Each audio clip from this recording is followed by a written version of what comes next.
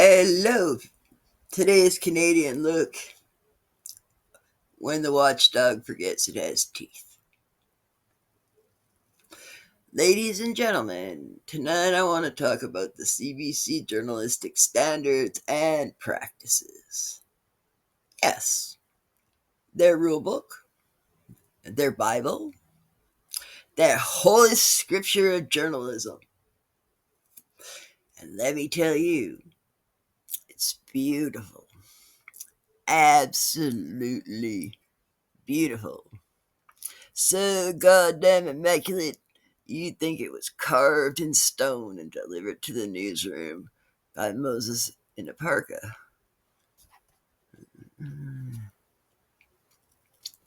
Accuracy, fairness, balance, impartiality, integrity. These are the pillars of the CBC on paper. In reality, it's like watching Gandalf try to cast a spell after losing his hat, his staff, and three of his marbles. Because the CBC says they must show a divergence of views over a reasonable period of time. And apparently, a reasonable period of time is never, never, never. When the federal minister says something so wrong it makes your ancestors cringe, the CBC is supposed to challenge power. But no, no, no, no. CBC wraps that nonsense up like a newborn kitten and whispers, well, that's one interpretation. No, it's not. It's just wrong. Flat out wrong. You're not supposed to translate political nonsense into palliative narratives. Palpable, that's the word. You're supposed to report the goddamn truth before I stroke out on my couch.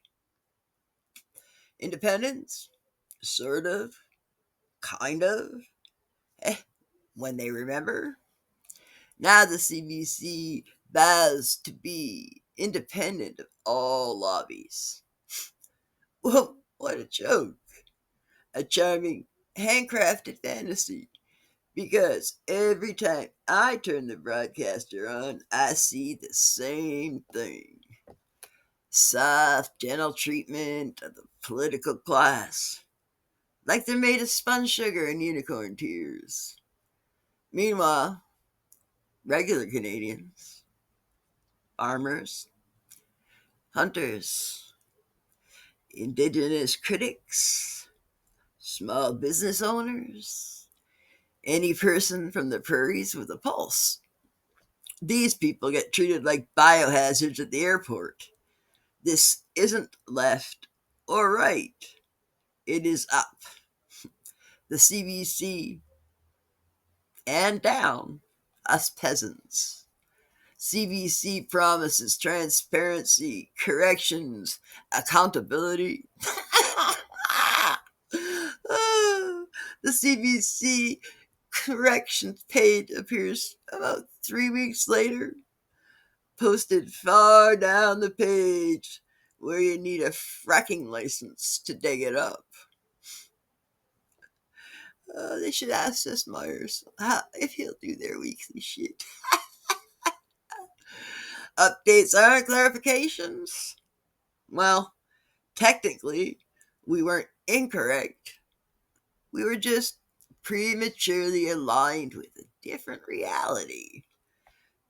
If a regular citizen behaved like this, we call it deflection.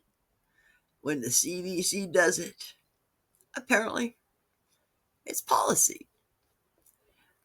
The journalistic standards and practices says all origins, all perspectives, all belief should be represented. All, of course, which apparently does not include rural Canadians, disabled Canadians, lawful firearms owners, Indigenous folks, unless there's a lot of tragedy involved. Veterans. Anyone living farther than 40 minutes from a Starbucks. CBC treats half the country like they're special guest stars who only show up during tornadoes, floods, or when somebody screws up. Diversity is not a photo op. It's supposed to be the lens. CBC, it avoids advocacy. But then, in the tone that drifts, sit down, child. Let Mother CBC re educate you. Maybe they should be watching Mr. Dress Up instead. But no, no, no. This is a democracy. The broadcaster's job is to interrogate power, not the audience. Let me be very clear. The journalistic standards and practices is not the problem. The CSP is consistently shredding practices, and that is a problem. Every time CBC filters out inconvenient viewpoints, every time it criticizes government, gets called extreme. Every time dissidence gets curated out of the frame, CBC breaks its own goddamn rulebook. You can't claim integrity and apply it selectively, like sunscreen at a movie festival. You can't claim balance when the seesaw is welded to one side. You can't claim independence while sucking up to the hand that funds you. A democracy needs real public broadcasters. Real ones. Not a scold. Not a mascot. Not an emotional support poodle for Parliament Hill. We don't need less CBC. We need a CBC that remembers who it works for. The journalistic standards and practices is a promise, a contract, a duty. And it's time the CBC started living up to the goddamn fucking thing. Anyway, I'm Laura Briggs, and that's my time.